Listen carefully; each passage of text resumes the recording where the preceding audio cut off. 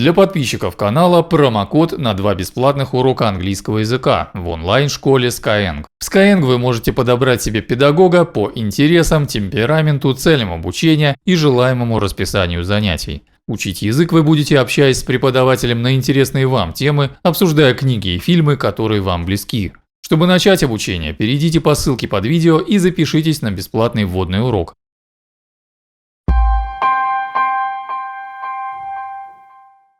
Когда автор создает фантастическое произведение, он встает перед интересной задачей. С одной стороны, он волен придумывать все, что захочет, у него полная свобода в отношении создаваемых персонажей и ситуаций, но с другой стороны, то, что получит читатель или зритель, должно быть актуально, интересно и правдиво. Если художник выполнит только первое условие, даст полную свободу фантазии, то на выходе получится бессвязный психоделический бред. Это будет хаос, нечто лишенное структуры и цельности, а значит и смысла. Поэтому, чтобы изображаемое выглядело правдоподобным и вероятным, автор нанизывает фантастические образы на то, что нам всем хорошо знакомо, на структуры сознания. Эти структуры определяют наше восприятие, и потому знакомы нам лучше, чем что-либо, хотя мы этого и не осознаем. В результате получается, что персонажи и их отношения в фантастическом произведении становятся символическим выражением неких идеальных структур, которые упорядочивают наш мир. Именно поэтому фантастическая раса пришельцев из фильма «Грань будущего» получила знакомую нам структуру человеческого тела и сознания. Раса эта называется мимики и представляет собой единый организм. Нужно думать о них как о едином организме. Организм этот состоит из следующих частей. Омега, выполняющая функцию мозга. Он контролирует всех. Альфы, играющие роль центральной нервной системы. И дроны, которые действуют как внешние органы. Омега, согласно замыслу сценаристов, умеет откатывать назад время.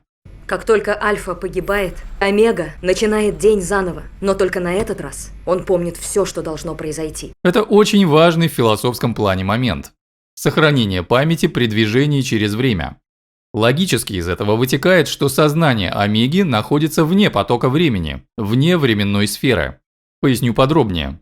Дело в том, что если мы полностью и совершенно погружены в поток, и все вещи, которые нас окружают, тоже находятся в этом потоке, то мы просто не сможем увидеть, что находимся в потоке. Для того, чтобы почувствовать или как-то зафиксировать изменения, мы должны иметь возможность сравнивать наше положение с каким-то ориентиром, который находится вне потока. Например, находясь в море, мы не сможем понять, движемся ли мы или стоим, если не будет какого-либо предмета, относительно которого мы будем фиксировать изменения в нашем положении. То же самое со временем. Само восприятие течения времени, улавливание изменений, которые происходят, возможны только относительно чего-то неизменного, то есть чего-то, находящегося вне времени. Максимально кратко это можно выразить так. Если есть время, значит есть вневременное, то есть вечность. Если вы привыкли мыслить исключительно в научной парадигме, то вам будет проще понять вневременную сферу как сферу математических законов. Ведь измерение разной скорости протекания времени в системах, движущихся относительно наблюдателя, возможно только в силу того, что та сфера сознания, в которой мы проводим вычисления, охватывает собой все возможные системы. Другими словами, измерять относительность времени можно только за счет абсолютности математики. Таким образом, омега является физическим коррелятом той части нашего сознания, которая находится вне времени. Ее можно назвать интеллектом, в греческой философии она называется ум, в индийской философии это атман, в психосинтезе это высшее я. Дроны – это аналог человеческого тела, которое полностью погружено во временной поток. И, наконец, альфы, которые передают информацию омеге, это то, что объединяет ум с телом. Физиологически это нервная система, а психологически это душа в узком смысле, психе. Если ум – это полное самосознание, а тело – полная бессознательность, то душа, психе – это все те промежуточные формы сознания, которые нам знакомы. Ощущения, восприятие, представление, мышление и так далее. Стало быть, человечество, с которым воюют мимики, показано всецело погруженным во временной поток. Люди не помнят, что было после того, как омега откатывает время, потому что их сознание находится полностью внутри времени. Можно сказать, что они спят, в том смысле, в каком это понимается во многих духовных учениях. Это люди не пробудившиеся, не сознающие сами себя и того, что с ними происходит. Они живут в дурной цикличности, не замечая этого. Пока человек полностью погружен в поток становления, он не управляет своей жизнью. Вы летите на побережье через час. Он всецело обусловлен чередой событий и не может ничего изменить. Потому что, чтобы что-то изменить, нужно вырваться из потока времени. Только тогда появляется свобода. И вот главный герой фильма Кейдж – это человек, который пробуждается. Он получает способность осознанности, благодаря чему начинает видеть дурную цикличность человеческой жизни.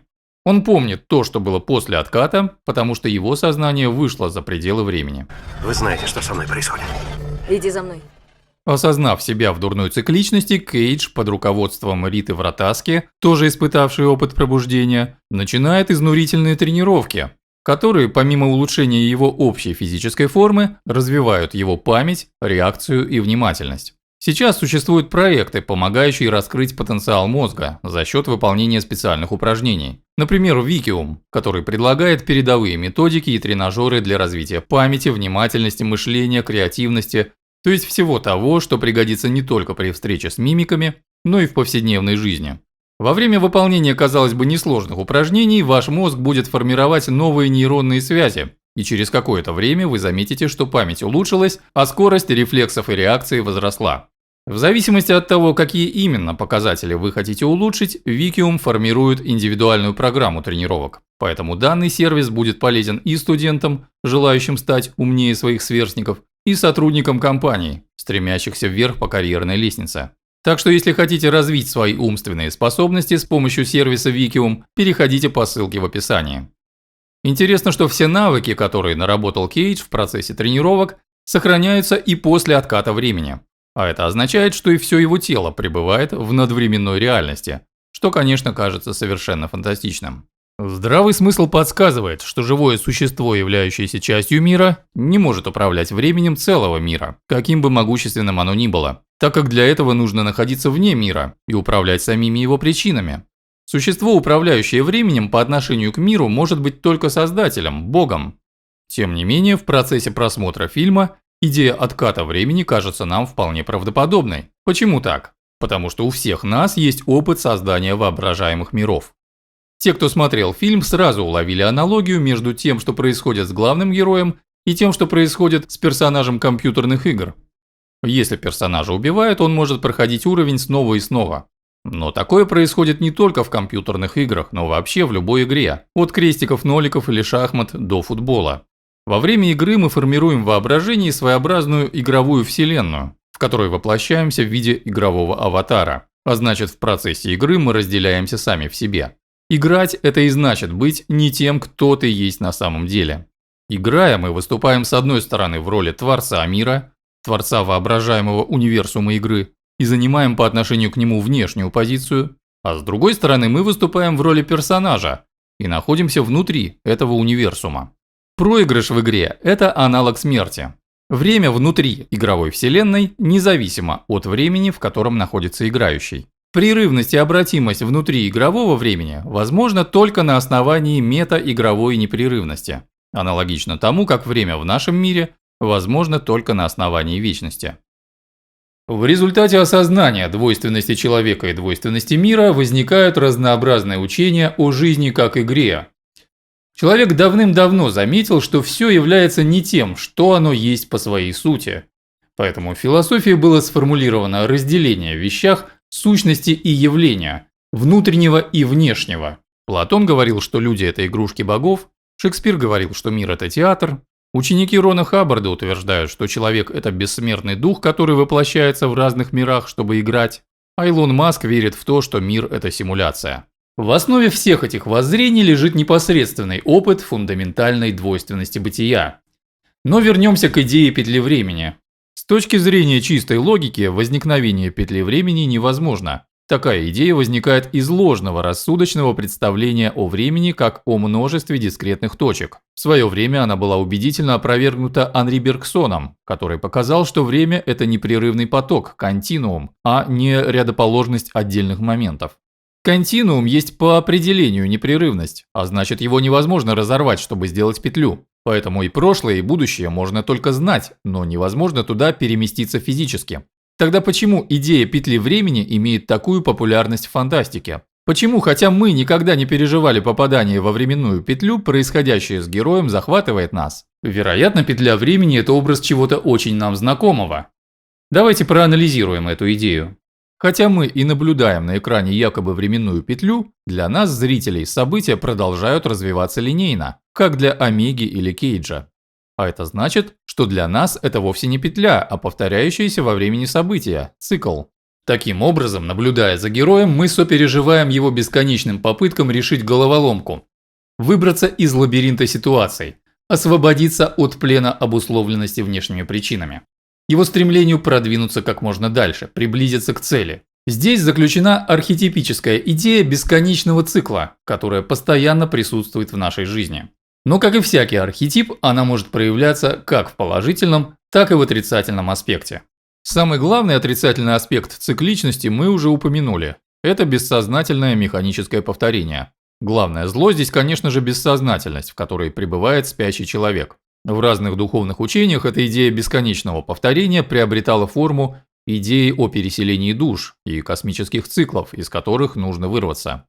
Единственная возможность выйти из времени, разбить железное кольцо существований – это преодоление человеческого бытия и достижение нирваны. К тому же все эти неисчислимые эоны, о которых говорит буддистская традиция, выполняют также сатериологическую функцию. Одно лишь созерцание их вереницы приводит человека в ужас и заставляет его осознать, что он должен миллиарды раз начинать с изного то же самое мимолетное существование и выносить те же бесконечные страдания. А это в результате обостряет его стремление к бегству, толкает к тому, чтобы окончательно выйти за рамки своего существования. Положительный аспект цикла – это цикл как приближение к идеалу. Кейдж бесконечно совершает одни и те же действия, чтобы увеличить свое мастерство, чтобы стать совершенным бойцом. Такой цикл предполагает некий предел совершенства, к которому мы приближаемся. Это обеспечивает наш рост и развитие. Следующий аспект идеи цикла – это цикл как перебор вариантов. Его сложно назвать положительным или отрицательным. Это поиск правильного пути, поиск решения головоломки, поиск ответов, распутывание клубка. Суперспособность Кейджа – это по сути способность просчитывать варианты, возможность начинать дело снова и идти по другому пути. Это дар свободы выбора. Идея цикла как вынужденного перебора вариантов и поиска выхода созвучна с идеей тюрьмы и лабиринта, из которого человек должен выбраться. Об этом мы подробно говорили в разборе фильма «Куб». По сути, цикл, тюрьма и лабиринт – это разные стороны одной и той же мифологемы. Также можно сказать, что перед нами еще один вариант формулировки смысла жизни. Осознанно повторять определенные действия, чтобы достичь совершенства, которое поможет выйти из цикла. У архетипа цикла есть еще один, главный, положительный аспект. Повторение как подражание вечным архетипам. В фильме эта тема отсутствует, но вы можете узнать о ней в книге Мирча Илиады «Миф о вечном возвращении». Теперь разберем символику главного противника героя – Омеги. Омега находится под водой, в глубине. Мифологически это морское чудовище, олицетворяющее хаос. Во многих мифах вода – это символ изначального хаоса, из которого затем рождается или возрождается мир. Следующие атрибуты, о которых мы скажем, явно приписаны Омеге создателями намеренно и имеют чисто идеологический характер. Как и в фильме «Обливион», враг здесь наделяется атрибутами, присущими богу христианства, наименованием Альфа и Омега. В Апокалипсисе Иоанна Богослова Бог говорит о себе: «Я есмь Альфа и Омега, начало и конец». Как известно, Том Круз является приверженцем саентологии, а это учение является антихристианским. Вполне возможно, что Круз во время производства фильма мог повлиять на детали сценария, потому что в исходной версии сценария мимики не имели такого именования. За счет того, что враг человечества помещен в преисподней, но при этом обозначен именем Бога, в образе Омеги объединяются идеи как Бога, так и дьявола, которых герой должен уничтожить. Убежище Омеги находится под пирамидой Лувра, и в момент гибели Омеги пирамида разрушается. Наверняка это все тоже неспроста, поэтому давайте проясним символику пирамиды. Самый поверхностный смысл пирамиды – это иерархия. Соответственно, разрушение пирамиды – это разрушение иерархии. Возможно, с идеями саентологии это никак не соотносится, но зато хорошо накладывается на общие либеральные тенденции в современной культуре. Уничтожить любое вертикальное неравенство. любые авторитарные системы. Более глубокое значение пирамиды – это образ священной горы, расположенной в центре мира, где встречаются небо, земля и ад. Как священная гора, пирамида содержит идею духовного восхождения от земного к небесному. Стало быть, уничтожение Омеги и пирамиды – это символическое уничтожение идей Бога, дьявола и идеи духовного восхождения. Спуск Кейджа в подводные глубины повторяет образы сошествия Христа в ад и победу над дьяволом, с тем отличием, что Кейдж символически побеждает в лице Омеги и дьявола и Бога. По мнению христиан, Голгофа находилась в центре мира, поскольку она была вершиной мировой горы и в то же время местом, где был сотворен и похоронен Адам. Таким образом, кровь Спасителя пролилась на череп Адама, погребенного у самого подножия креста, и искупила его. В нашем фильме за счет перетасовки смыслов ситуация несколько изменяется, но сохраняет ту же внешнюю образность. Омега проливает кровь на человека, что дает человечеству искупление. Как видим, фильм «Грань будущего» заставляет нас задуматься о таких фундаментальных вещах, как время и цикличность. Тем, кто хочет получше углубиться и осмыслить эти понятия, я рекомендую книгу «Бергсон. Про и контра», в которой лучшие русские мыслители, такие как Франк, Лоский, Бердяев и другие, излагают не только учения о времени Бергсона, но и формулируют свои блестящие аргументы и глубочайшие мысли, касающиеся сущности времени. А также книгу Мирча Элиады «Миф о вечном возвращении», где вскрывается смысл идеи цикличности и ее значение для мировоззрения человека.